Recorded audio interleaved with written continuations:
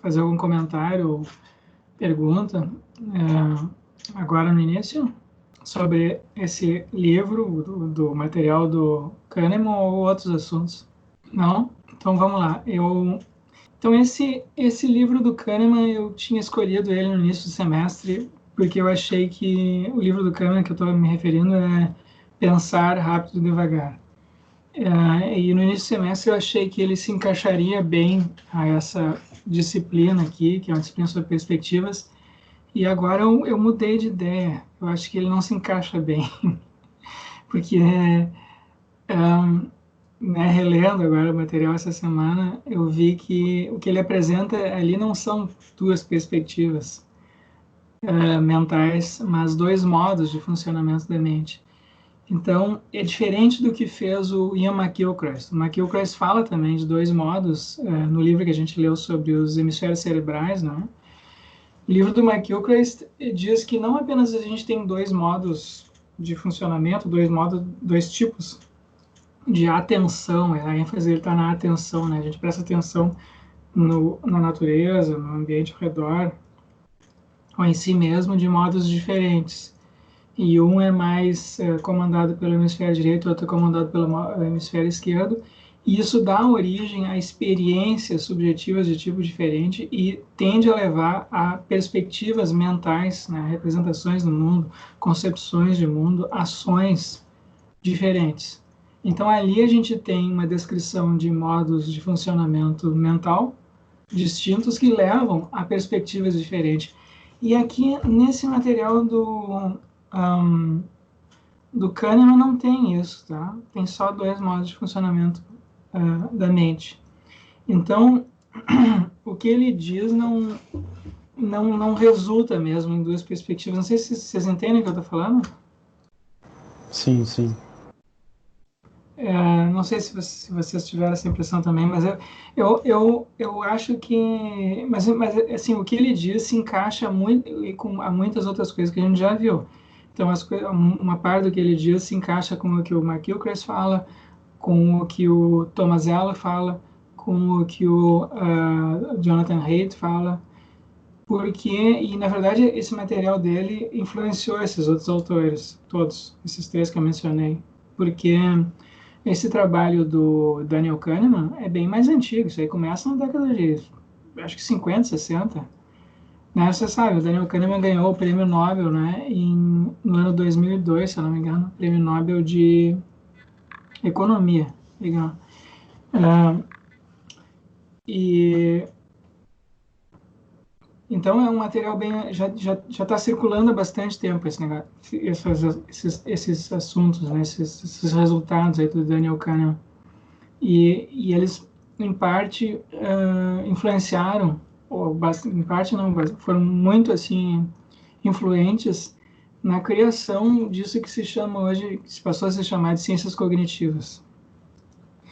E esses resultados, ou essas análises todas que a gente viu, quase todas elas podem ser inseridas nesse projeto geral, aí, enfim, esse conjunto de disciplinas que se chama de ciências cognitivas, né? E, e uma parte aqui do que a gente está vendo é isso, tá? Então eu tenho algumas coisas a dizer sobre isso. Não são bem sobre perspectivas, mas sobre a produção de perspectivas e os limites que esses estudos empíricos sobre a mente impõem sobre a formação de perspectivas. Então, ele está num outro espectro, assim, né? Um dos objetivos aqui era desse seminário era mapear assim os diferentes tipos de perspectivas que a gente tem, mas também ver se a gente não consegue encontrar limites ou regras, né? Ou constrangimentos, né? Que as perspectivas têm de satisfazer. E eu acho que em parte tem isso nesse material do Daniel Kahneman. Então, qual que é o principal, assim,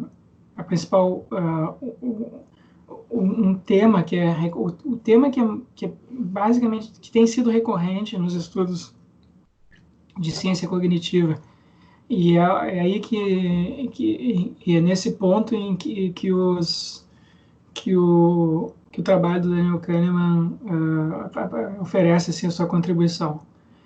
O principal ponto, assim, o tema que é recorrente nas ciências cognitivas é o seguinte: como é que organismos, não só humanos, a ser indivíduos, mas não só, porque a ciência cognitiva não se limita ao estudo da cognição humana, ela está, enfim, ela entende a cognição humana como um tipo de cognição particular em meio a outros tantos.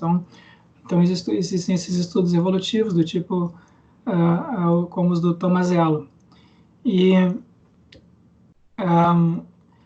um tema que é recorrente nos estudos de ciência cognitiva é o seguinte: como é que organismos conseguem se orientar no ambiente? Então, para o tipo de organismo biológico que nós somos, isso vale assim para seres humanos, para outros animais, para plantas e até para bactérias.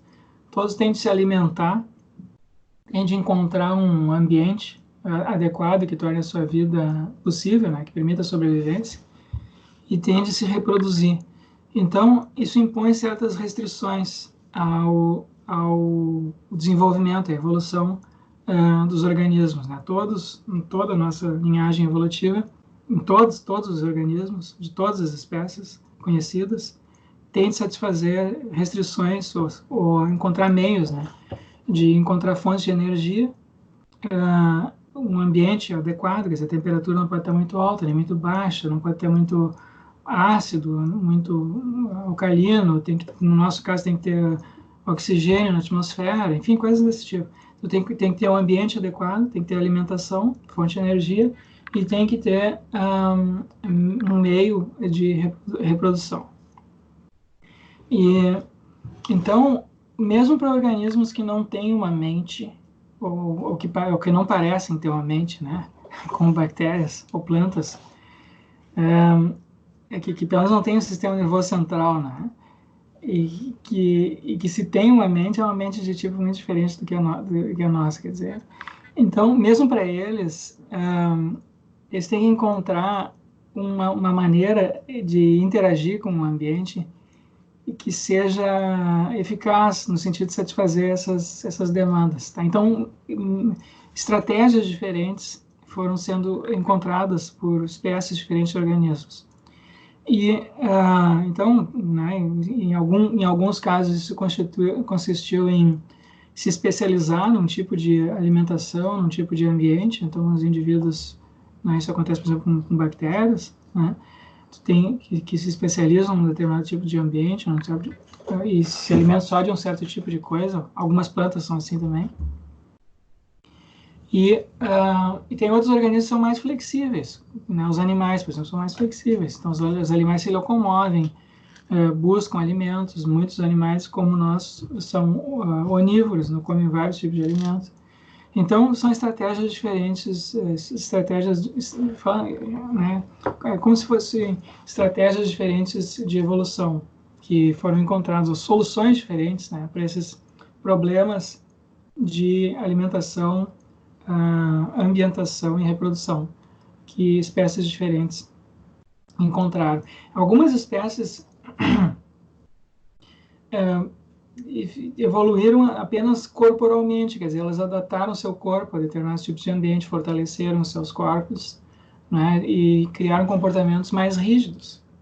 Outras espécies desenvolveram comportamentos mais flexíveis. Então, foram estratégias diferentes para serem adotadas. Então, quanto mais flexível foi o tipo de comportamento selecionado para uma determinada espécie, maior a probabilidade de a gente encontrar algo parecido com uma mente, certo? Com um sistema nervoso central e uma espécie assim, de simulação mental do ambiente externo, né? E então o desenvolvimento de mentes pelos organismos do ponto de vista biológico pode ser vista como uma estratégia complexa para lidar com ambientes complexos, tá? Tu pode ter estratégias simples para lidar com ambientes complexos que consiste em tu desconsiderar a complexidade ambiental e criar, digamos assim, uma casca grossa, né? Então não importa a temperatura, do ambiente, tu lida com aquilo sempre da mesma maneira. Então, muitos animais são assim, eles têm pelos, ou têm couro, né? Ou tem uma camada de gordura grande, então eles não sofrem ou eles não são tão afetados pelas variações climáticas, né? Como os seres humanos são. A nossa estratégia foi uma estratégia de desenvolvimento de comportamentos flexíveis e, mais tarde, de comportamentos cooperativos, que nem a gente viu. Mas para todos os indivíduos, o problema central, para todos os indivíduos que desenvolveram algo como uma mente, que nem nós, quer dizer assim que reagem de maneiras diferentes para circunstâncias, em circunstâncias diferentes, que não fazem sempre a mesma coisa, não importa quais sejam as circunstâncias, né? Então, esses indivíduos que fazem isso, que têm um comportamento mais fixo, para nós, eles parecem como se fossem pequenas maquininhas, né? Eles, né? Então, por exemplo, que nem um vírus, assim, por exemplo, né? Umas bactérias, quando elas estão num ambiente adequado e têm uma fonte de alimentação adequada, elas se reproduzem, senão elas não se reproduzem e morrem. Então elas parecem funcionar como pequenas máquinas. O comportamento delas é rígido nesse sentido. Mas para os que têm comportamentos flexíveis, como os animais, enfim, quanto mais complexo o animal, mais complexo tende a ser a mente desse. Quanto mais complexo é o comportamento, mais complexa é a mente. Então, quando chega indivíduos, organismos como os seres humanos, a gente tem, assim, muitas possibilidades, né, de percepção. Então, eu posso perceber, por exemplo, quando a gente olha aqui o nosso... E esse é o problema central das ciências cognitivas, tá? A gente tem aqui um ambiente complexo aqui. Eu estou aqui nessa salinha aqui, então tem 1001 objetos aqui ao meu redor. Vocês, da mesma maneira. Só que a gente não tem uma regra pré-estabelecida sobre como ordenar isso. Como ordenar o que vai ser considerado um objeto, o que não vai ser considerado um objeto. Do ponto de vista assim, estritamente lógico e das discriminações, representações mentais que eu posso fazer desse ambiente aqui ao meu redor, as possibilidades são infinitas, certo? Então, e da mesma maneira, do ponto de vista assim, dos meus objetivos, né, o que eu vou fazer agora? Né? Que tipo de comportamento, que tipo de atitude eu vou adotar agora, hoje, amanhã, nos próximos dias, para a minha vida toda. As possibilidades também são ilimitadas, são indeterminadas, são muitas. E mesmo que eu tivesse assim, um conjunto fixo, né, que eu tivesse escolhido tratar o ambiente ao meu redor aqui como sendo composto desses objetos aqui, não de outros, e que eu tivesse determinados objetivos já mais ou menos pré-estabelecidos para a minha vida, para o meu dia, para a minha semana, não importa, eu ainda teria muitas possibilidades de cursos de ação, né? Eu posso fazer vários cursos de ação possíveis que eu posso adotar para satisfazer os objetivos que eu escolhi. Então, esse é chamado problema da explosão, tá? A explosão, porque, dado um ambiente natural qualquer, a quantidade de maneiras de classificar aquele ambiente, de fazer distinções, é potencialmente infinita, quer dizer... Né? Eu posso tratar, por exemplo, aqui eu tenho um caderno aqui. Eu posso tratar isso aqui como um objeto, eu posso tratar isso aqui como uma infinidade de objetos. Tem muitas folhas aqui, eu posso tratar as partes da folha, posso dividir isso aqui em pedacinhos, eu posso discriminar os átomos aqui, enfim. Né? Eu posso agrupar o caderno junto com os outros objetos aqui de escritório, né? Tratar isso como uma coisa só. Então, existem muitas possibilidades assim de agrupamentos. E então, no entanto, esse que é o problema da explosão. Como é que a gente lida com isso? Porque eu não posso a cada momento, os organismos não podem a cada momento parar para refletir sobre isso. Porque se a gente parasse para refletir sobre isso, em cada momento a gente tivesse que escolher, né, como fazer, o que fazer, a gente teria a ação não fluiria isso, né? Então a gente precisa de mecanismos mais ou menos automáticos para resolver esses problemas. Então isso que a ciência cognitiva assim vem dizendo, que da mesma maneira que os corpos se adaptaram para responder de maneira mais ou menos automática às variações ambientais, às circunstâncias, assim, a escolha de alimentos, a escolha de ambientes, a escolha de parceiros reprodutivos, os corpos, né, as bactérias, as plantas, os pássaros, os outros animais, todos escolheram mecanismos automáticos, isso nós também adotamos. E a nossa mente segue esse mesmo padrão. tá? A mente humana segue esse padrão biológico também. Então, ela funciona basicamente por meio de automatismos. Então, a gente tem processos automáticos que apresentam o ambiente externo para nós, a natureza, como tendo algumas coisas aparecem para nós como sendo mais relevantes que outras. Elas se apresentam de maneira saliente para nós. Tá? Então, cada espécie tem a percepção de cada uma das espécies é diferente nesse sentido. Coisas que são salientes na natureza para os seres humanos podem não ser, por exemplo, para um cachorro ou para uma vaca, né? Então, tem coisas que são distinções, assim, que naturalmente, a gente olha para uma paisagem, por exemplo, algumas coisas saltam aos olhos para nós, é como se saltassem aos olhos, né? E para outros organismos, não. Então, esses são processos automáticos. Então, coisas que saltam aos nossos olhos, tem certos cheiros, né? Certas cores que são mais salientes para nós, certos tipos de eventos, né? Por exemplo, barulhos altos, trovões, precipícios, tudo isso salta aos nossos olhos. E para outros bichos é diferente, tem outras coisas que saltam, que chamam a atenção deles mais, e para nós são assim, indiferentes. Tá? Então, esses são processos automáticos da percepção. E a gente criou mecanismos corporais em que isso funciona. Então, a gente tem reações fisiológicas, reações emocionais, né? A gente tem, assim, a gente sente atração por algumas coisas, né? Tem algumas comidas, alguns cheiros que nos parecem mais, assim, apetitosos ou prazerosos, ou, enfim, chama atenção, nos atrai nesse sentido. Então, tudo isso acontece de maneira mais ou menos automática. Então, na percepção do ambiente, o ambiente nunca se apresenta para nós, o ambiente em que a gente está, nunca se apresenta para nós de maneira neutra. E depois a gente racionalmente divide aquilo em objetos, né, como se fosse assim um cientista assim, racionalista, empirista, né, radical, né, que tenha fatos brutos da natureza, e nós vamos agora com as nossas teorias dividir. Não.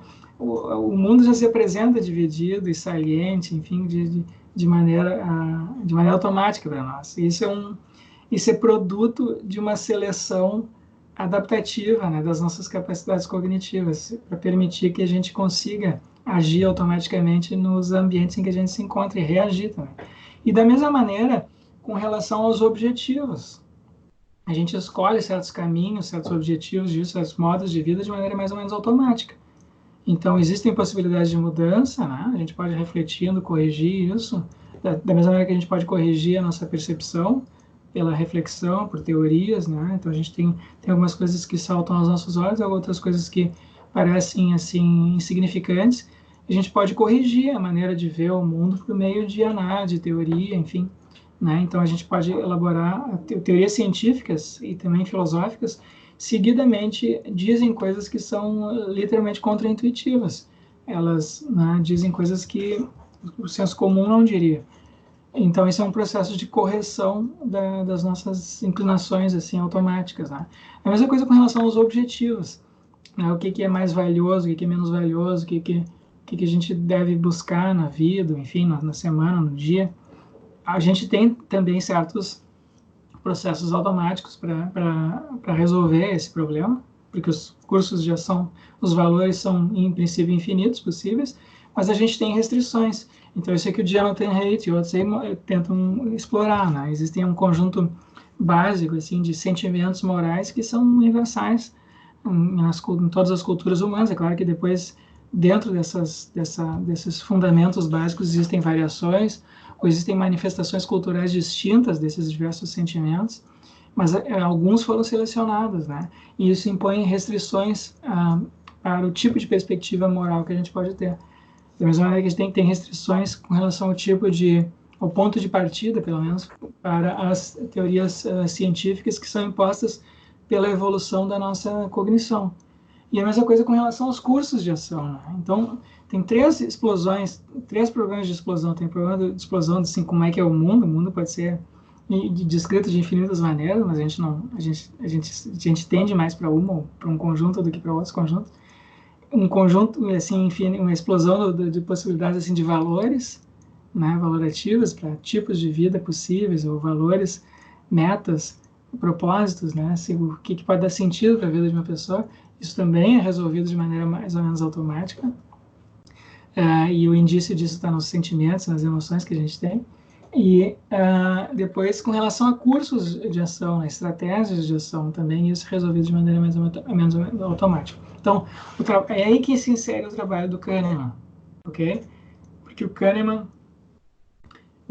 e esses outros autores estão discutindo como é que funciona, então, esses processos automáticos da mente. Quais são os mecanismos.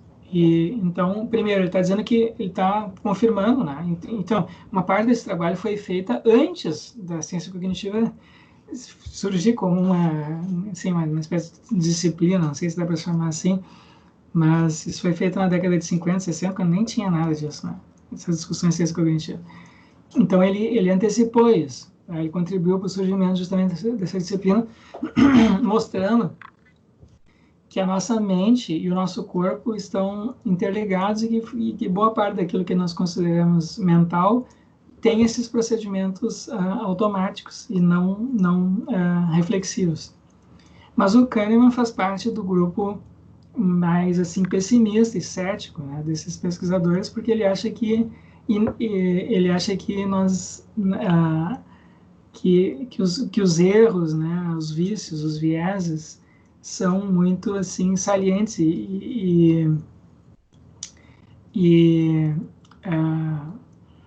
enfim, que nós somos muito suscetíveis, né, a erros, vieses cognitivos. Então, uma boa parte do trabalho dele foi dedicada a mostrar esses erros que a gente tende a cometer. Um erro comum são erros de raciocínio estatístico, porque a gente, do ponto de vista intuitivo, nós somos muito ruins assim com estatísticas, né? E aí ele mostra isso de mil e uma maneiras, tá? Mas assim, tem outras pessoas que fizeram isso também. Tem uma pessoa, não sei se vocês conhecem, um colega dele, cientista cognitivo também de Israel, que se chama Dan Ariely. Esse Dan Ariely escreve, seguidamente, ele tem uma coluna na Folha de São Paulo atualmente. Ele tem vários livros assim falando desses assuntos. E então ele segue esse trabalho aí essa linha de trabalho iniciada aí pelo Daniel Kahneman. E eles, enfim, um fato que eles vêm apontando já há bastante tempo é que a gente tende sempre a confiar mais em opiniões individuais de pessoas conhecidas do que em estudos estatísticos, né? Eu já tinha, acho que, mencionado isso aqui, não? Então, se eu vou comprar um computador novo, por exemplo, eu faço uma pesquisa aqui no Google e eu descubro que, bom, dado que eu tenho tanto X reais, sei lá, R$1.000, R$2.000 para comprar um computador novo, nem sei quanto é que está um computador novo agora, capaz de estar bem mais, né? Mas, então, digamos que eu tenha R$2.000 e aí eu vejo quais são os melhores computadores nessa faixa de preço, enfim, o que eu quero, né? Que tipo de computador eu quero, eu escolho uma marca, leio as resenhas que foram escritas aí nessas revistas de informática e aí eu escolho um para comprar. E aí no caminho até a loja eu encontro um amigo que eu não vejo há anos. E aí eu digo para ele, tô indo lá naquela loja comprar um computador da marca tal, modelo tal. E aí ele me diz assim, não compra esse computador, é uma porcaria. Eu comprei um para dar para o meu filho e uma semana depois estragou. Então agora o meu julgamento fica enviesado, porque obviamente, eu acho que todos vocês fariam o mesmo, ficaria com muito receio de comprar esse computador, mesmo sabendo que ele está super bem cotado lá nas avaliações feitas assim estatisticamente por técnicos, né? Claro, a probabilidade de um computador estragar, por melhor que seja, sempre existe. O cara pode comprar o melhor computador do mundo e na semana seguinte o computador pifar, porque deu um problema lá na fabricação, não sei o que. E essa possibilidade sempre existe. Então, em vez de eu levar em consideração isso, né, e comprar o computador mesmo assim, eu agora, né, essa opinião de um indivíduo, né, para mim, individualmente, tende a ter mais peso do que a análise estatística. Então, isso é um fato, tá? Nós temos esse tipo de viés.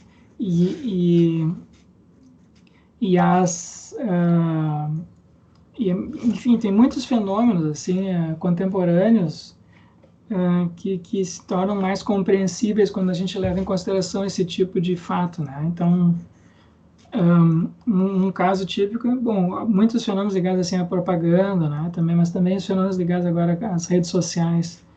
Nas redes sociais a gente tem a circulação de informações por meio de indivíduos conhecidos, né? Então alguém me manda uma notícia por WhatsApp, um amigo meu me manda uma notícia por WhatsApp, e é uma notícia, sei lá, parece estranha, pode ser que seja falsa, mas como foi meu amigo que me mandou, eu vou repassar. Então as pessoas confiam muito mais numa informação que foi repassada por uma pessoa próxima, conhecida, por um indivíduo, né, que eu conheço pessoalmente, mesmo que esse indivíduo não saiba nada do assunto. A gente confia mais na opinião dele só pelo fato dele ter me contatado assim pessoalmente, do que eu confiaria, por exemplo, num especialista, num jornalista, numa pessoa cujo ofício é esse e que pode ser responsabilizado depois, caso ele tenha repassado uma informação falsa. No caso, meu amigo, ele fez aquilo despretensiosamente, sem nenhum compromisso, e eu também. Mas isso aí mostra como é que esses mecanismos, né, esses vieses cognitivos podem afetar uma cadeia inteira de informações. Então, então, uma boa parte do trabalho do Daniel Kahneman vai nesse sentido, né? Então, e esses erros estatísticos são super importantes na avaliação de predições econômicas, do comportamento econômico dos indivíduos, e por isso é que ele acabou ganhando o Prêmio Nobel de Economia, né, pelos trabalhos dele nessa área. Não sei se alguém gostaria de fazer algum comentário. Eu até ia perguntar justamente para o professor qual era, mas enfim, acho que já respondeste qual era a relação desse trabalho dele com o Nobel. Sim, foi o Nobel, é que não tem Nobel de Psicologia, né? Então eles deram o prêmio Nobel dele na área de economia, porque isso teve consequências na economia. Tem muitos assim vieses, né? Que quando a gente está escolhendo um produto, por exemplo, né? Eu acho que eu tinha ouvido falar sobre escolha de consumo, né? Quais são os critérios que mobilizavam alguém a escolher comprar alguma coisa ou não, né? Sim, ou fazer um investimento, coisas assim, né? A gente não tem a nossa. Então, uma coisa que ele insiste, né? Quando uma parte do trabalho dele, sobre a qual eu falei no videozinho, é sobre o chamado a intuição de especialistas, né? Às vezes tu pergunta para uma pessoa, então tem essa discussão em que circunstâncias um especialista é capaz de ter uma boa intuição, quer dizer, ele tem um cutuco, assim, sabe? Ele tem uma opinião, ele não consegue demonstrar aquilo por meio de argumentos, ou não tem uma prova, mas em geral ele acerta mais do que outras pessoas. Isso é comum em determinadas áreas, né? Certo? Então, funciona da mesma maneira que funciona assim para sabe, quando a gente tem assim uma impressão de pessoas, né? Tem pessoas que têm uma boa intuição sobre o caráter, por exemplo, de alguém. Então, enquanto uma pessoa desconhecida na rua tem uma intuição sobre o caráter daquela pessoa, ela é trapaceira, ou ela é honesta, ou é uma santa, ou ela é um vigarista. Enfim, a gente tem, assim, em seguida, a gente forma esses julgamentos inconscientemente e automaticamente. Mesma coisa com relação a essas previsões de bolsa de valores ou previsões, né, de investimentos públicos. Tem pessoas que fazem previsões, dão opiniões, e elas acertam mais que as outras pessoas, né? Então, o Daniel Kahneman mostrou assim, em que circunstâncias isso tende a acontecer e em que circunstâncias isso não acontece. Então, tende a acontecer quando tu tem um ambiente, mais ou menos, um fenômeno que se repete, que é um fenômeno regular e mais ou menos minimamente estável. Quando o fenômeno é muito irregular, essas previsões especialistas geralmente não acertam. Então, nesses casos, é melhor confiar em modelos matemáticos. Tá? Então, por exemplo, previsões sobre bolsa de valores ou desempenho econômico de longo prazo são muito imprevisíveis. Então, nesses casos, os modelos matemáticos funcionam melhor, acertam mais do que a intuição de especialistas. Agora, se tu vai fazer previsão de curto prazo, aí não, aí os especialistas acertam mais que os programas de computador. Então, esse é um exemplo de uma aplicação dele na economia. O outro diz respeito assim, a escolhas, né, que as pessoas fazem no seu comportamento individual e que, do ponto de vista do alto interesse econômico, elas são irracionais, ou parecem irracionais, né? Então, a gente tende, por exemplo, quando a gente tem muitas opções, tanto é no supermercado, né? Todo mundo gosta de ir na loja que tem mais opções, né? A gente gosta de mais opções. Eu quero comprar, tem um sujeito, um outro que escreveu um livro explorando só esse aspecto, chama Barry Schwartz, um outro psicólogo americano.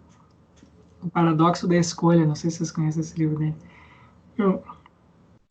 Se eu quero comprar uma calça, esse é o exemplo que ele deu, eu quero comprar uma calça jeans. Eu tenho a opção de ir numa loja que só tem um modelo de calça jeans e uma outra, só tem um modelo de calça jeans, eu tenho que pagar à vista e não posso devolver. Se eu comprar, não tem troca, tá? E agora eu tenho uma outra loja lá que tem trocentos modelos de calça jeans e se tu não gostar daquele que tu levou para casa, tu pode voltar lá e trocar, certo? A gente tende a achar que é melhor comprar nessa segunda loja, mas sistematicamente as pessoas que compram na primeira saem mais satisfeitas. Isso é curioso, né?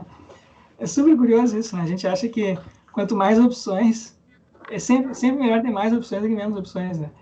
E eles mostram que não, que a partir de um certo limite, assim, claro que tu tem que ter opções que satisfaçam as tuas necessidades, mas a partir de um certo limite isso vira contraproducente.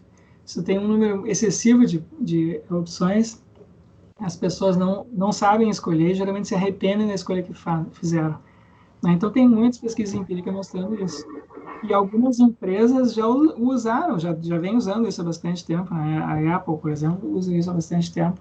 Então, eles têm, se tu compara, por exemplo, assim, a linha de produtos da Apple com a linha de produtos da Samsung. A Samsung tem 1.001 produtos, assim, tem computador A, B, C, D, aí cada um deles tem várias opçõezinhas, né? Várias opções disso, daquilo. E a Apple tem 3 ou 4 computadores e poucas opções, porque isso facilita a escolha e as pessoas daí compram mais rapidamente.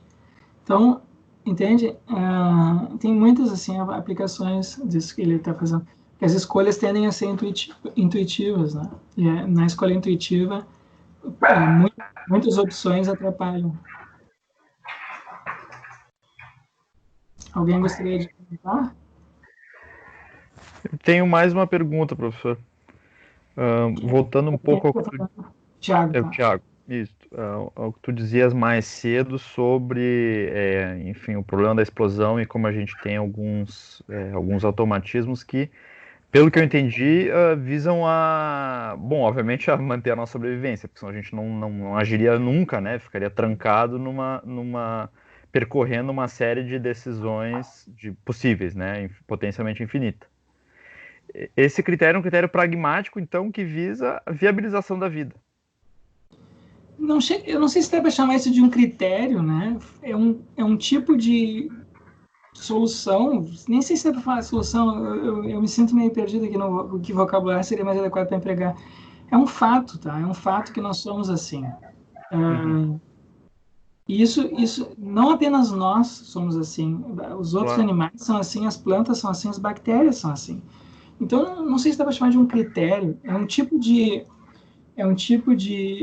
comportamento que é mais adaptativo quando tu tem restrições ambientais, como nós temos, as bactérias têm, as plantas têm restrições ambientais.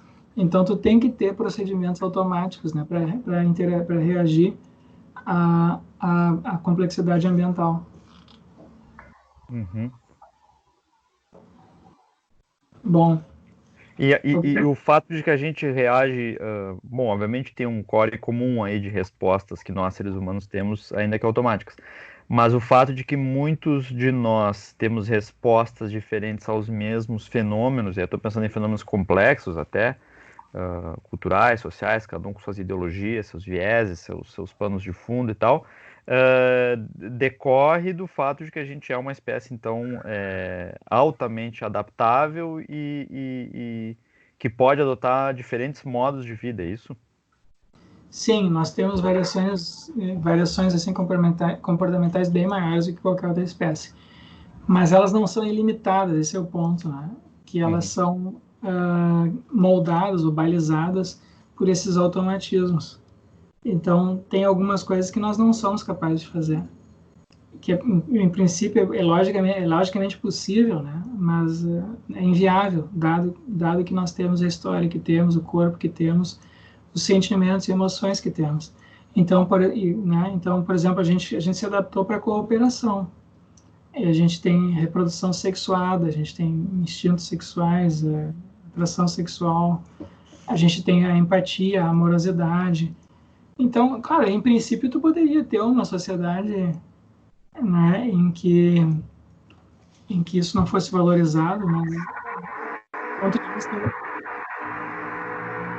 E tu concordarias que tem uma espécie de looping aí, de efeito de feedback, ainda que a princípio a gente possa adotar diferentes condutas, diferentes modos de vida, porque a gente é uma espécie, em princípio, sempre no momento de nascimento, né, muito adaptável. Depois que a gente parece adotar uma certa linha, isso recrudesce e vai diminuindo o escopo de possibilidades, tendo a ver com aquilo que a gente já viu sobre os mais conservadores, os mais progressistas, os que se enviesam mais por aqui, outros mais por lá.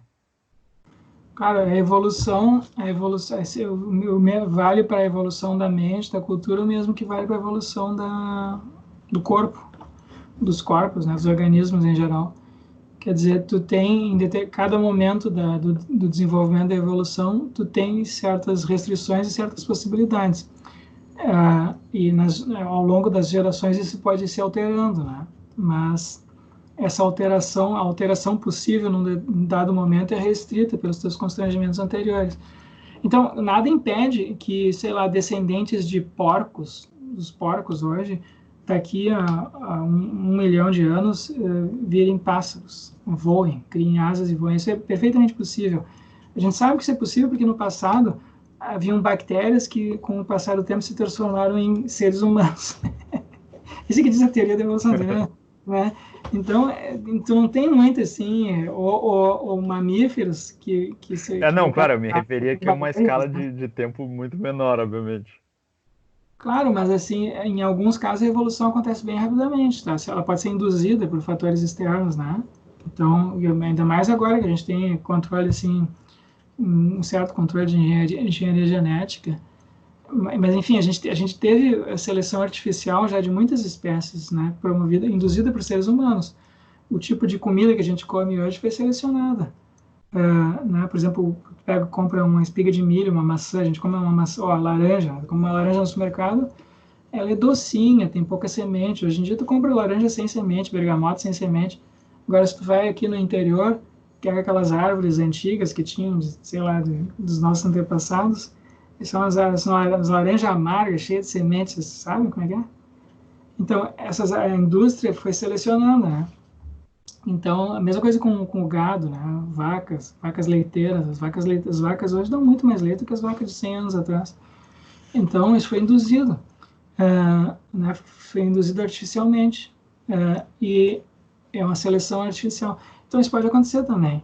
Então, a evolução pode acontecer mais rapidamente, né? Não precisa ser tanto tempo assim. Agora, o ponto é o seguinte, dado um momento, porque a evolução não acontece nos indivíduos, ela acontece de uma geração a outra na espécie, né? E a mesma coisa na evolução da cultura. Tu tem um determinado momento cultural, enfim, institucional, determinadas regras, determinados padrões. A geração seguinte, isso vai afetar a produção de novas instituições, a produção de novas obras culturais, de novas filosofias, de novas teorias científicas. Elas são sempre afetadas pelas teorias anteriores. Então, o estágio anterior sempre molda os estágios seguintes. Mas em qualquer momento ali, tu tem um número limitado de alternativas e escolhas, né? Então, tu nunca tem, assim, uma possibilidade ilimitada. Então, sempre as variações culturais, né, são limitadas, do mesmo modo que as variações comportamentais humanas são limitadas. A gente tem certos comportamentos com os quais, assim, comportamentos assim, que são que são mais ou menos inatos, né, nos seres humanos. A gente tem essas predisposições cognitivas, por exemplo. Tu pode corrigir isso, mas os teus filhos vão nascer com elas também. Então, não é algo assim que tu consegue mudar de uma hora para outra, tu entende? Sim. Então, e o papel das emoções aí é nos informar também, não conceitualmente, mas de uma maneira muito intuitiva, reativa, sentida mesmo, essas ações apropriadas ou inapropriadas a serem tomadas, ou enfim, ou, né? Sim, as emoções elas filtram as nossas, ou elas nos induzem, né, a certas reações automáticas. Então, por exemplo, se eu estou num avião e por exemplo, se eu estou caminhando no mato e eu vejo uma jiboia, a minha reação emocional é de medo, certo? E isso, obviamente, foi selecionado. A gente tem medo de cobra. A gente tem mais facilidade de adquirir medo de cobra do que tem facilidade de adquirir medo de arma de fogo ou facas, embora muito mais gente morra de arma de fogo e faca do que de cobras hoje em dia. Então isso foi selecionado. A gente tem medo de precipícios, né? Todos nós temos medo de precipício. Muito raro alguém que não tem medo de precipício. Passarinhos não têm medo de precipício. Entende? Então, isso tudo são reações emocionais que nós temos. A reação emocional, por que ela é, o que é uma reação emocional? Reação emocional é uma reação corporal. Ela é primariamente corporal. E depois a gente tem um registro mental disso, né? A gente tem, eu estou sentindo medo. Mas o que é isso que a gente diz, eu estou sentindo medo? Sentir medo é tu se dar conta, via tua consciência, que o teu corpo está reagindo de uma certa maneira. Então, o que é sentir medo? Os teus músculos ficam rígidos, o teu batimento cardíaco aumenta, a tua pupila dilata. Isso é sentir medo, né? Da mesma maneira que tu pode ter uma reação assim de alegria ou felicidade. Tem um registro corporal primeiro, né? Quando tu sente feliz, a tua boca, a tua expressão se abre, o teu músculo relaxa, né? Tu tem um registro assim fisiológico de uma reação emocional de alegria, que depois a gente interpreta dessa maneira. E tem pessoas, né, esses são casos aqueles estudados pelo Oliver Sacks, né, que estuda aquelas anomalias mentais. Tem pessoas que têm essas reações corporais e não têm um registro mental disso, né? Então elas dizem, meu corpo está se comportando de uma maneira estranha, o que será que está acontecendo? Será que eu estou tendo uma parada cardíaca? Será que eu não sei o quê? E tu vê o cara está só morrendo de medo, né? Ele está morrendo de medo de alguma coisa, mas não sabe que está morrendo de medo. Então isso pode acontecer também, né? Então isso mostra, tem vários assim indícios, né, de que emoção é um fenômeno desse tipo, um fenômeno corporal. E assim, a prova, então, para concluir que elas teriam um valor cognitivo, bom, o nativismo vai ser porque ajuda digamos assim, dar sentido para o mundo e justamente viabilizar a vida, a manutenção da identidade, das diversas identidades que a gente tem, mas eu fico pensando para outras filosofias, então, da cognição, o valor cognitivo das emoções seria... Bom, o que fazem as emoções, né? Elas automaticamente apresentam certos fenômenos, objetos, situações como sendo mais relevantes para nós. Então, se eu estou caminhando no meio do mato, tem um monte de coisa lá no meio do mato que eu não faço a menor ideia do que é, uma árvore, um pasto, formiga, borboleta, coisas assim que passam. Sim, a gente não se emociona com essas coisas não todas. Se emociona. Agora, se aparecer um urso, uma cobra, uma onça, tu vai ficar com medo. Isso vai ser a coisa mais relevante ali naquele momento para ti, entendeu? Se aparecer uma onça ali na frente. Então, toda a tua atenção vai se voltar para lá. Então, agora tu já criou uma maneira automática de discriminar os objetos ali naquele ambiente. Entende? Tá, professor, então, e aí uma pergunta complicada. Eu não saberia nem como colocar isso, mas e aí a arte entra onde isso? Entra onde aí? Com emoção e com... A gente reage emotivamente à arte, qual é o... Bom, isso é tu que vem. Ela é um bug no sistema ou... Esse é o teu trabalho agora, né? Tua tese. Exatamente. Toda essa volta para chegar aí. Tu que tem que dizer, né? Eu não sei.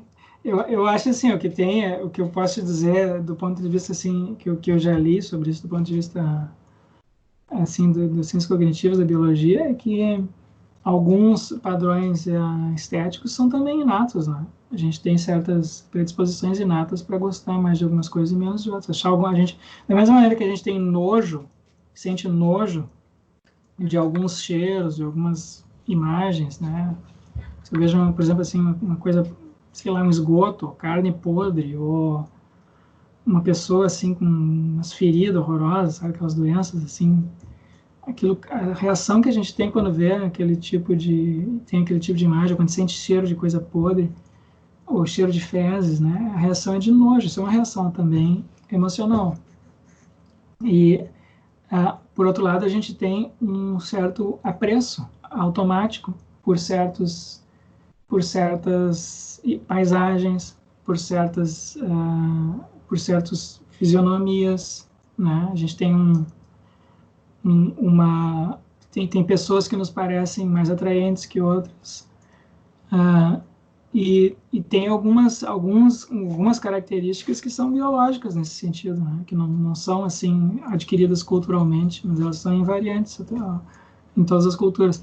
Mas claro, depois isso vai sendo modificado, né? Tem a natureza original, digamos assim, né? Tem a intuição original que tu tem, inata, mas tu pode ter intuições adquiridas. Da mesma maneira que tu pode ter uma intuição adquirida para qual é uma boa jogada de xadrez, ninguém nasce sabendo jogar xadrez, mas se tu pratica aquilo durante muito tempo, tu vai ter uma intuição, tu vai ver tu olha assim pro tabuleiro e diz, a jogada melhor agora é essa. Não faz isso aí que tá errado, não vai dar certo. Tu nem sabe dizer direito por que não vai dar certo, mas assim, tu sabe que aquela jogada não é a mais adequada. A mesma coisa na matemática, né? Você já deve ter visto assim, esses professores de lógica ou matemática que ficam a vida inteira provando teoremas, né? Tu mostra uma fórmula para eles e diz, não, isso aqui dá para provar. Ou esse aqui não, esse aqui eu acho que não dá para provar. Nem vou tentar, vou logo tentar achar um contra-exemplo. Ele olha para a fórmula e já tem uma intuição, né? Se dá para provar, não dá para provar. Antes de testar. E é assim que funciona o raciocínio. As descobertas científicas funcionam dessa maneira também, né? Elas têm esse elemento intuitivo, certo? A criatividade artística, ela é inicialmente intuitiva. Tem coisas que aparecem ali para o artista, né? Mas uma parte é automática, outra parte é adquirida, e depois tem um espaço assim, para a imaginação, para a criação, né? de coisas novas. Compreende? Uhum. Eu acho que tem que discriminar, né? Uma coisa são esses emoções, sentimentos que têm esse funcionamento automático, intuitivo, e depois tem a reflexão sobre a arte, né? E vendo ali os dois sistemas do Kahneman também, assim, relacionei, não fui a fundo nisso, mas relacionei com o subjetivismo estético e o objetivismo, né? As duas teorias de como fundamentar o juízo estético. Uma é sentida mesmo, né? E a outra procura objetivar o juízo a partir de regras, de critérios. E aí, justamente, ela é bem mais fria, né? Na verdade, a coisa não vai ser bela, sinta ou tu não sinta algo, ela vai ser bela porque tu vai reconhecer a partir de uma regra, uma composição bem equilibrada, enfim, uma qualidade qualquer na obra. Pois é. Eu acho que é difícil tu reduzir as regras, porque na arte tu tem sempre a possibilidade de tu fugir às regras e mesmo assim ter um produto que seja um resultado que apareça, né?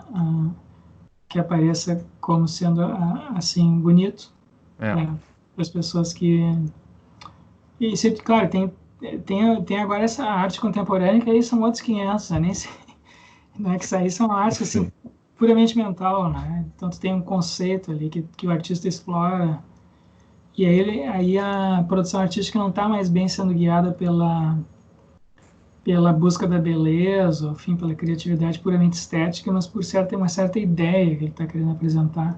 É uma sacada que tem que pegar, né? Isso, aí tem esses fenômenos que sim são estranhos, né?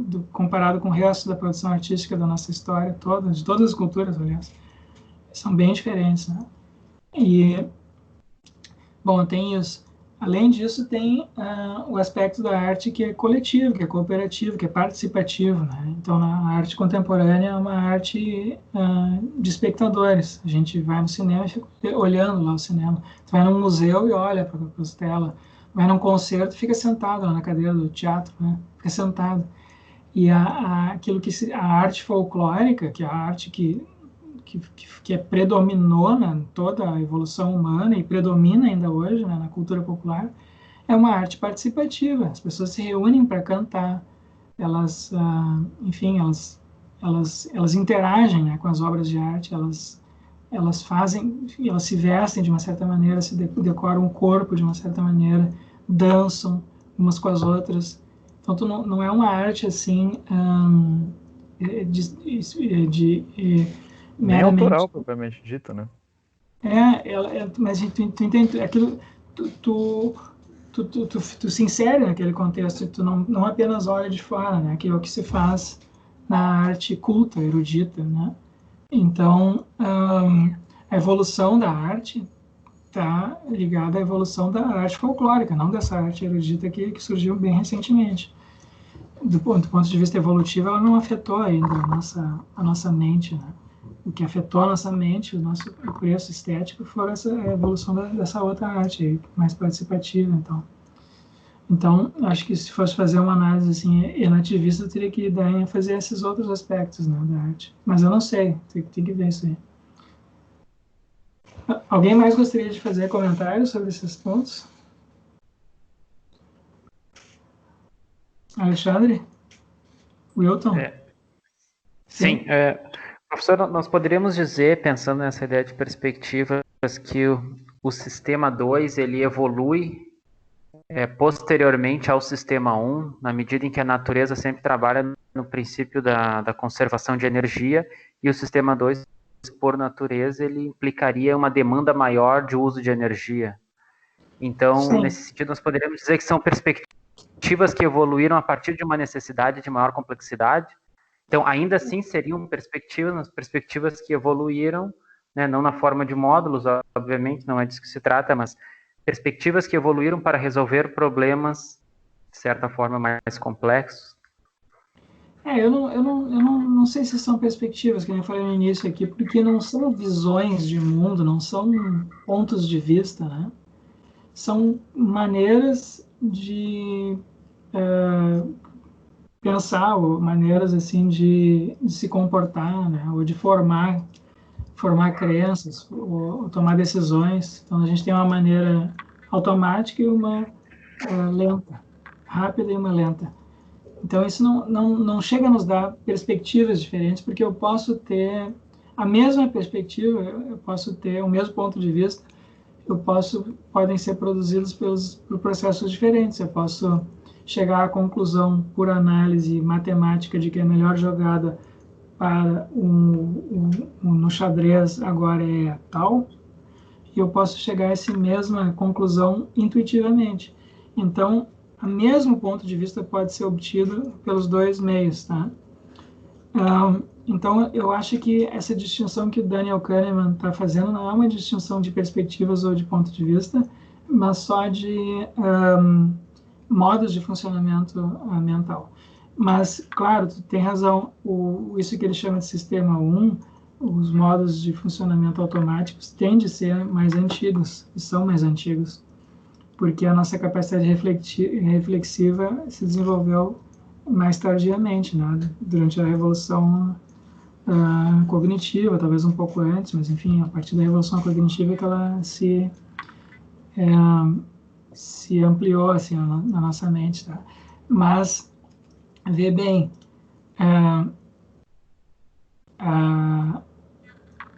não tem uma divisão assim, né, cerebral ou uma divisão de tarefas mentais, porque a atividade de jogar xadrez, que pode ser feita intuitivamente ou matematicamente por fórmulas, tu pode programar um computador para jogar xadrez.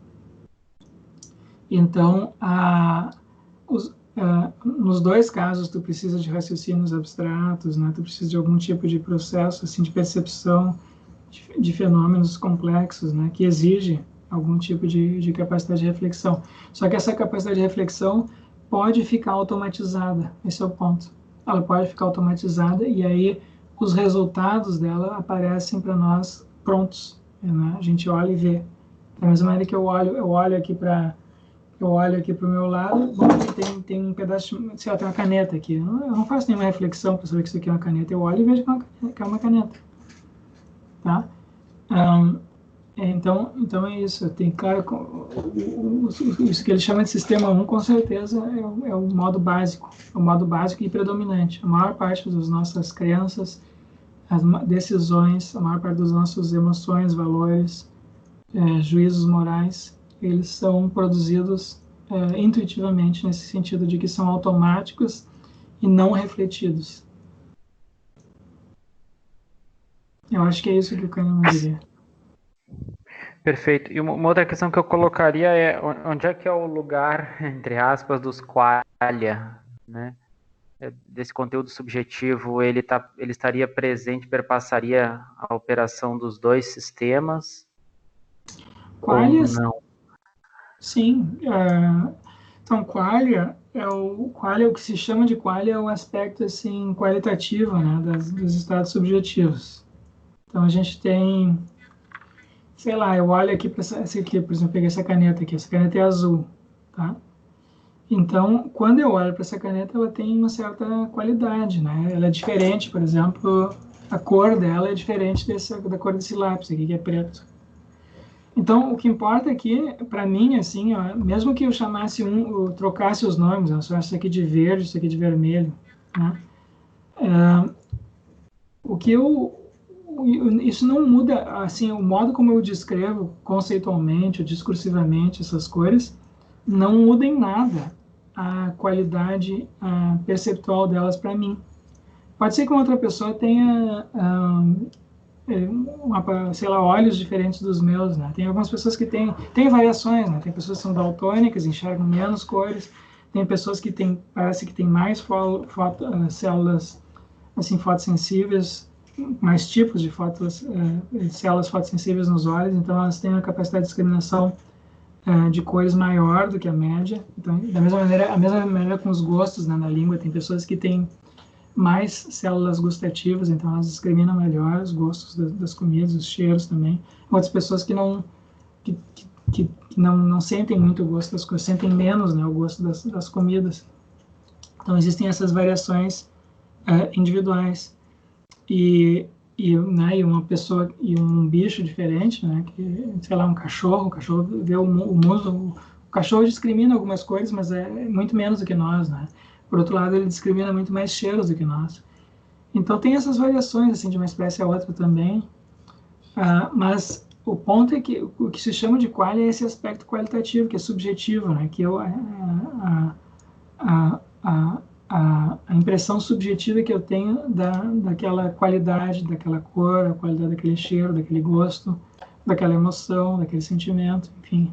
Isso é o qualia. Qualia é justamente aquilo que não consegue ser dito conceitualmente, né? Tu não consegue veicular isso por meio de conceitos. Tu consegue dizer esse qualia é igual àquele, esse azul é igual àquele, essa cor é igual àquela, mas tu não consegue, se alguém nunca viu aquela cor, tu não consegue dizer para ela com palavras o que tu tá vendo, certo? Isso é o qualia. Mas não tem nada, isso é outra coisa, tá?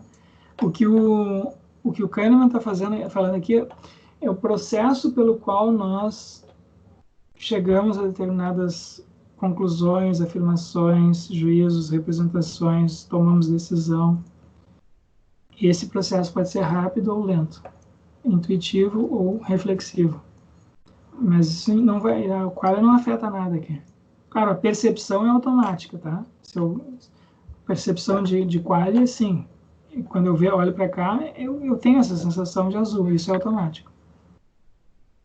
Então, nesse sentido, sim, mas não que tenha uma capacidade assim específica do sistema 1 para isso, entende? Mas a percepção em geral é do sistema 1. Perfeito. Não sei bem se eu... Acho que agora eu achei meio confusa a minha própria resposta para ti, talvez eu tenha... Não, acho que ficou claro, sim. Tá bom. Alguém mais gostaria de dizer mais alguma coisa sobre isso? Não? Vinícius, tudo bem? Tudo bem, nada a comentar por enquanto. Tá bom. Álvaro, Wilton, Pedro, Rodrigo, Igor. Tudo bem? Já? Não, bem tranquilo. Tá. Então, outro ponto. Outro ponto que eu queria mencionar aqui. Existe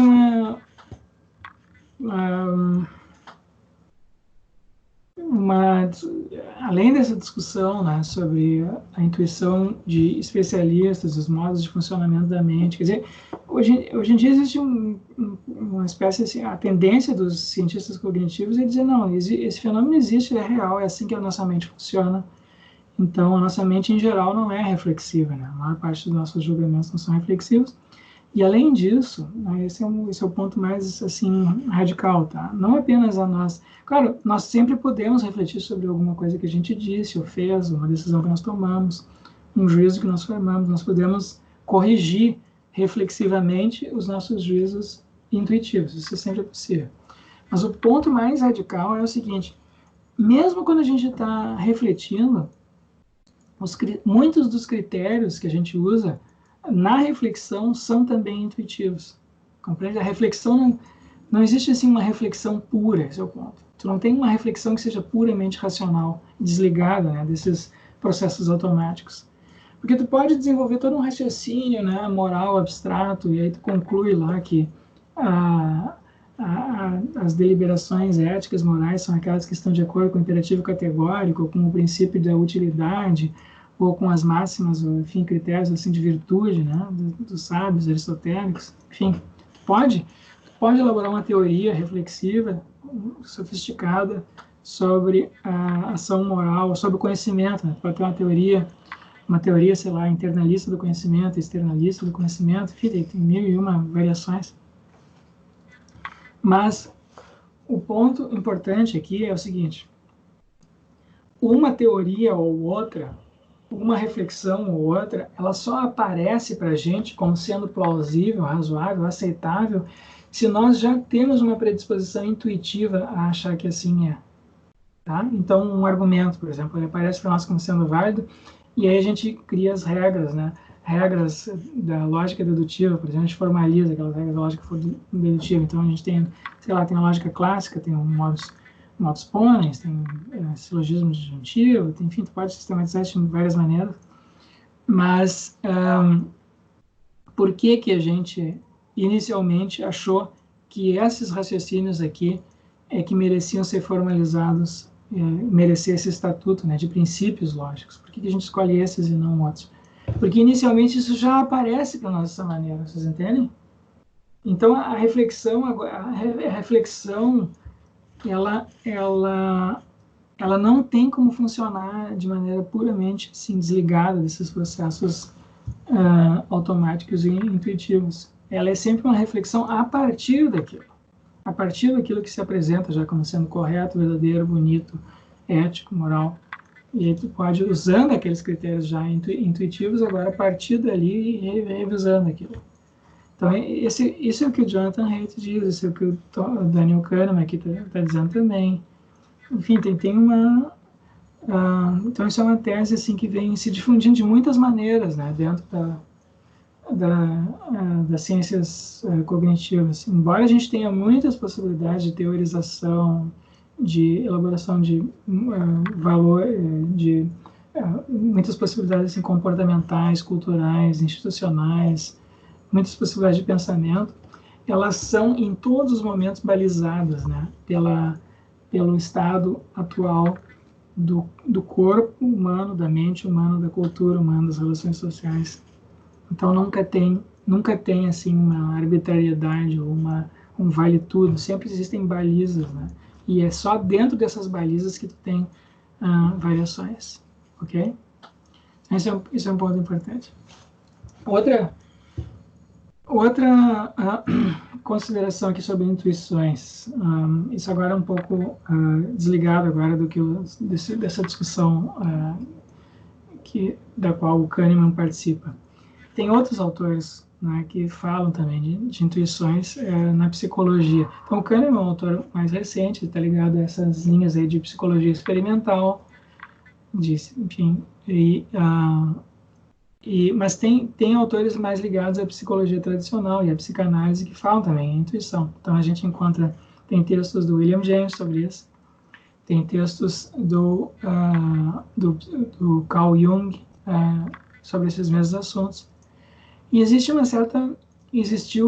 no século XX uma certa resistência, né, de se aceitar o que esses psicólogos e psicanalistas estavam dizendo, justamente porque não estavam baseados nessas pesquisas empíricas, não seria científico, né, a gente tinha essa discussão na época. No caso do Kahneman, isso não se apresenta porque o método dele é empírico, enfim, ele pertence a uma outra tradição dentro da psicologia. Mas, ainda assim, tem considerações interessantes, né, que a gente pode levar em consideração sobre a intuição vindo dessas outras tradições aí também. Então, em particular, o Jung tem um livro em que ele fala, né, é um livro chamado Tipos Psicológicos. E nesse livro ele discrimina 4 maneiras pelas quais a gente toma consciência de algum fenômeno, sabe, de uma certa realidade. Então, por exemplo, aqui do ambiente ao meu redor. Aqui. E essas 4 maneiras são 4 maneiras típicas, né, pelas quais um fenômeno chega à nossa consciência. E pode chegar à nossa consciência, o Jung diz, intuitivamente, ou perceptualmente, ou pelo pensamento, ou pelo sentimento.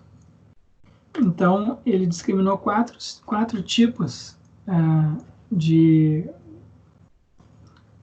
processos pelos quais a gente adquire consciência, e ele sustentou que nos indivíduos, em geral, tem um desses processos que predomina sobre os demais. Não tem pessoas que são mais, tem um tipo que em geral são mais assim intuitivas, outras que são mais sensitivas,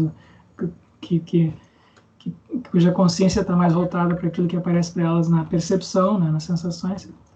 E tem pessoas que são mais sentimentais e outras que são mais de pensamento, né, que geralmente tomam consciência do mundo, dos fenômenos, da realidade, através de pensamentos. Então, aí sim a gente tem perspectivas diferentes, eu acho, tá? Aí sim a gente tem perspectivas, a gente tem uma espécie de visão de mundo mais intuitiva, outra mais sentimental, outra mais sensitiva, perceptual, e outra mais racional, de pensamento. Então, nesse caso, então aí sim, mas aí essa literatura não foi incorporada, né, nessas discussões contemporâneas. Então, eu acho que ainda está por ser feito esse trabalho de reavaliação, né, desse material que vem lá do início do século, do James, depois do Jung.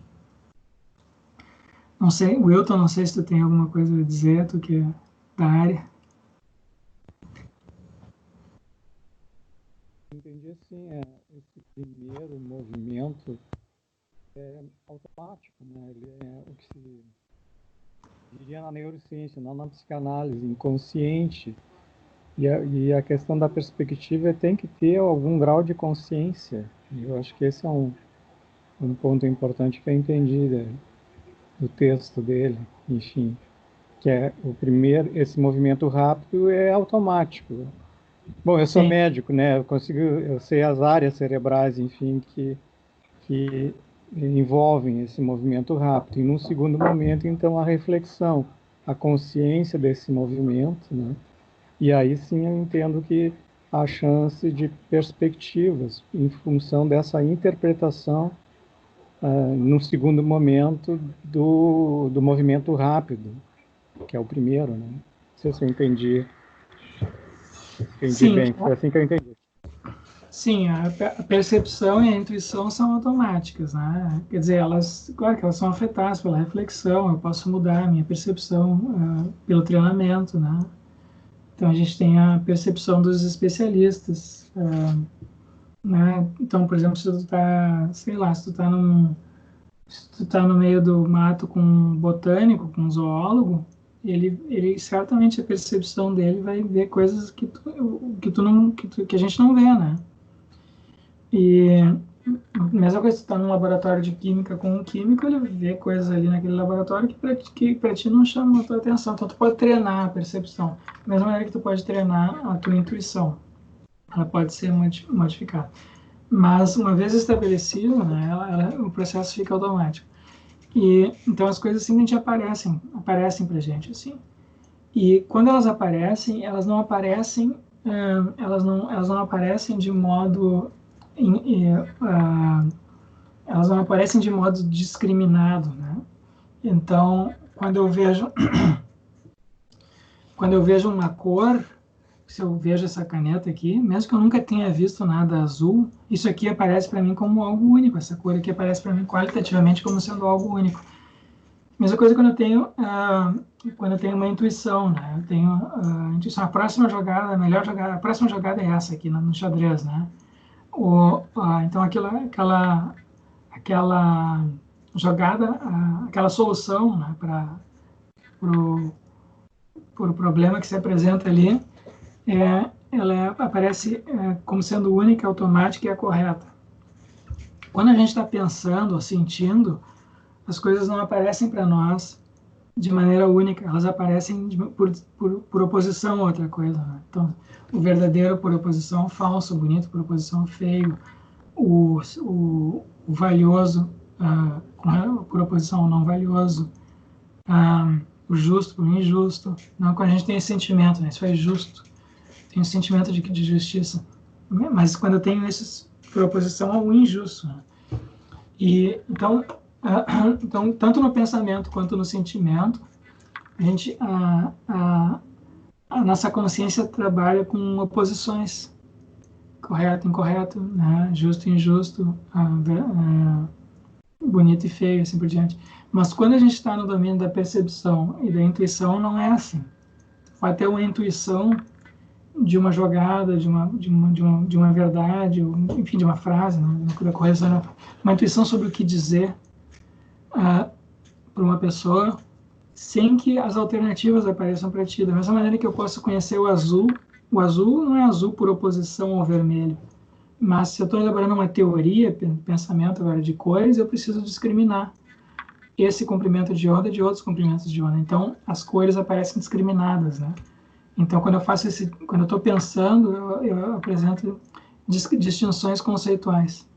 E na intuição e na percepção isso não aparece. A diferença entre a intuição e a percepção é que na percepção eu tenho a apreensão de indivíduos ou particularidades únicas. E na intuição eu tenho de totalidades ou de fenômenos globais, né?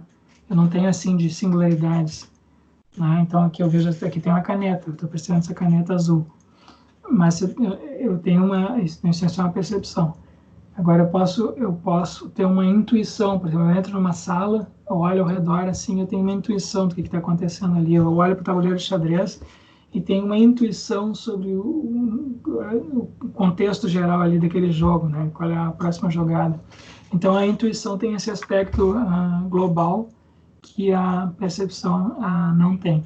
Então isso produz nas pessoas em que predomina mais uma maneira de chegar à consciência ou outra, segundo Jung, filosofias diferentes, né? Perspectivas diferentes, e inclusive ele usa como exemplos vários assim personagens da história da filosofia.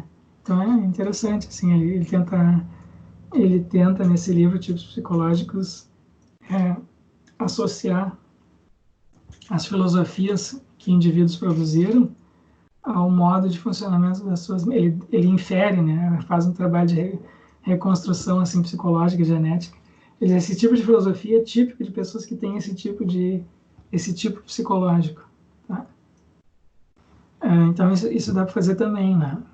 A gente tem, então, é possível então, associar essa discussão de intuição e reflexão com perspectivas, mas aí a gente precisaria dar um passo adicional aí, que não está nessa literatura mais recente, não tem isso com Kahneman, tá? Eu acho. Ok? Alguém mais gostaria de fazer algum comentário?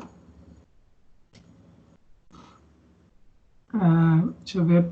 Pedro, Igor, Jean, Álvaro, vocês não falam? Eu tô legal, professor. Só acompanhando a discussão mesmo. Tá. Eu acho que eu não tenho nada a acrescentar nem a... Professor, tu comentaste desses textos do Young, do William James e de alguém outro, que agora eu me esqueci, mas você poderia mandar depois as referências para a gente, por favor? Claro, sim.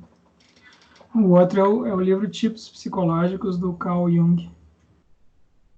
O Jung, eu não sei se vocês conhecem, ele foi um discípulo do Freud, psicanalista, né? Depois ele criou a sua própria psicanálise, própria linha de psicologia.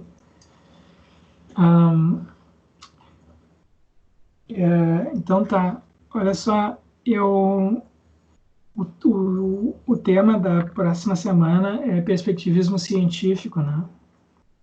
E o Jonas esteve aqui algumas semanas, participou de uma discussão inicial, e foi na segunda semana de aula aqui, sobre o texto, quando a gente discutiu o texto do James Conner, o Jonas participou aqui. E o Jonas está dando um curso, eu acho que daqui, eu não sei, o Igor está participando, não sei se tem mais alguém que está participando daquele curso lá, do Jonas. Cinema. Sobre cinema. Então, eu assisti as aulas do Jonas, muito interessantes, as aulas do Jonas, muito bom o curso que ele está dando, tá? E ele escolheu um dos filmes para comentar, que se chama, é um filme do Akira Kurosawa, como é? Rashomon, tá aí. E ele vai discutir isso daqui umas 2 semanas, eu acho. E esse é um filme que é interessante para a gente discutir aqui também, tá?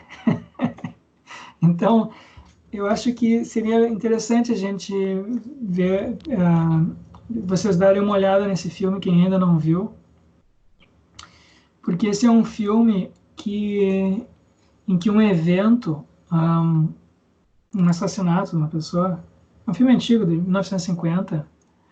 Vocês conhecem, sabe quem foi? Akira Kurosawa é um diretor japonês, talvez o mais importante diretor japonês. Ele apresenta o filme, tem no início tem um assassinato, uma pessoa assassinada, e aí tem 4 versões, 3 ou 4 versões, não são 3 ou são 4, versões dessa mesma história contada por pessoas diferentes. Então são perspectivas diferentes sobre o mesmo acontecimento. E no final, a gente não fica sabendo exatamente o que de fato aconteceu, tá? Só tem perspectivas ali. Não tem, assim, uma apresentação, né? Assim, não tem o ponto de vista do narrador, ele não existe. Só existem nós olhando, então tem a nossa perspectiva, né? E tem a perspectiva dos participantes ali daquele episódio. Então, eu acho que seria interessante aqui a gente dar uma olhada nesse filme e discutir ele mais adiante, tá? Então, se vocês puderem, baixem aí o filme, ou consigam em algum lugar, e para a gente comentar ele aqui daqui a umas 2 semanas também, tá bom? Só a nível de curiosidade, eu acho que ele tem no Telecine Play, para quem tiver acesso. Tá, mas eu já dei uma buscada, né? Não é difícil de conseguir ele na internet aí, para quem não se importa de baixar ele, mas depois eu coloco a referência, tá, certinho na página da disciplina. Eu acho que seria interessante, eu acho que seria enriquecedor aqui para nós, porque a minha hipótese aqui, né, outra coisa que o Jonas também discutiu no seminário dele, e é um texto do Heidegger, que se chama A Era das Visões de Mundo, A Era das Imagens de Mundo. E então eu li esse texto agora essa semana, e é um texto muito, muito bom, tá? Então eu acho que também se encaixa assim como uma luva aqui para o nosso seminário, porque, e justamente sobre o assunto da semana que vem, perspectiva científica, porque o Heidegger diz o seguinte: o que aconteceu depois da Revolução Científica, né, nos últimos 500 anos aí, na modernidade, foi justamente que nós passamos a nos conceber, nós passamos a conceber a nossa maneira de pensar, de viver, como sendo uma maneira perspectiva. Então, hoje em dia, todo mundo tem visões de mundo, né? Então, aqui, quando eu comecei o seminário aqui, eu estava pensando mais nisso como um fenômeno, esse negócio, essa espécie de perspectivismo. Né, eu descrevi isso aqui no início do semestre. Eu disse assim, isso aqui é um fenômeno, é uma característica da filosofia dos últimos 100 anos, do século XX e atual. E que todo mundo concebe a sua filosofia como sendo uma filosofia entre outras, um esquema conceitual entre outros possíveis, uma teoria entre outras, né, uma visão de mundo entre outras possíveis. Então, a gente tem, nenhum filósofo contemporâneo apresenta, é muito raro isso acontecer, né, apresenta a sua filosofia, a sua concepção, a sua teoria como sendo assim, digamos assim, absoluta, é assim que as coisas são. A gente tem esse afastamento, né, da realidade, como se a gente estivesse sempre vendo a realidade lá como quem olha um filme, né? Esse aqui é o tema do seminário do Jones. Você tem que estar lá a realidade e eu estou aqui assistindo de fora. E então o que o Heidegger diz é que isso foi introduzido na nossa cultura na modernidade e que, claro, se acentuou, né, com o passar do tempo. Mas as teorias científicas, né, o tipo de atividade que se faz nas ciências é uma atividade tipicamente desse tipo, que tem modelos diferentes da realidade se apresentando. E o cientista tem consciência que o que ele está elaborando é uma teoria, não é? Ele não está recriando a realidade, né? Ele está apresentando um modelo, uma teoria abstrata de um fenômeno que é bem mais complexo, que é compreendido apenas parcialmente. Então, esse modo de pensar, essa maneira de conceber isso, essa maneira que a gente tem de se ver, né, ela é, segundo Heidegger, mais antiga do que eu tinha inicialmente pensado.